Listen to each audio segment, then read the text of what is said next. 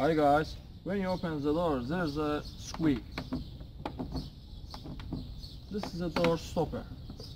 To remove the squeak you don't need to lubricate it. There will be all of sort of dirt, dust, it will be even worse.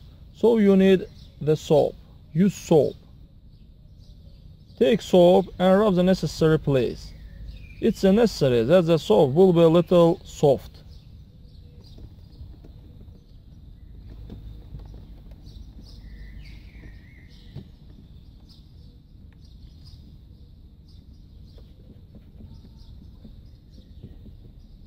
For that the door will not be squeak.